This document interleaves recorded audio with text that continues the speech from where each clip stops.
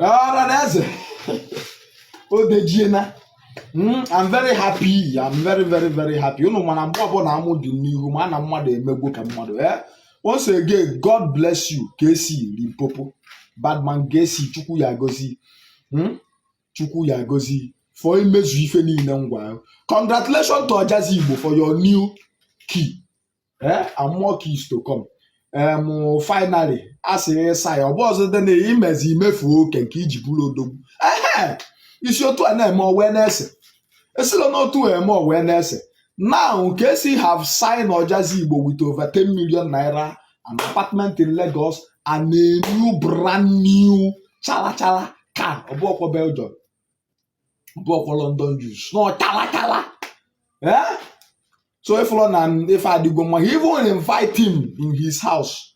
Money, make one come. If I even in na go for Kcee agwa na even je like ebu na ibu ezigbo mmadụ no ịmalụgo ọnụ ụmụ ụwa ịmalụgo na afụkwala anụ onye dị successful otu advisors abịawa from aka ekpe na aka nri mana the reason nji eme this video is not only to wish Ojazzy Igbo congratulations Kcee nwanne m nwoke ife ime dị mma ọ ga-adịrị na mma ndị ọ ga-abalị but ọkafọ ịma na ndị Igbo tiri ilu sị na ewere aka ekpe tie nwata ife were aka nne dọkpụnata ya ịghọta kedu onye na-ekwu maka ya bụ igwe credo mbem. We know that igwe credo have made so many mistakes ọ dagbo dakwasa ịghọta but ịnekwa anya nobody is above mistake ịghọta biko Kcee you have to forgive igwe credo mbem gbaghara ya na mma because ịma na ekwube if there is no igwe credo there won't be Ojazzy. And if there is no Ojazzy, there won't be Ojapiano.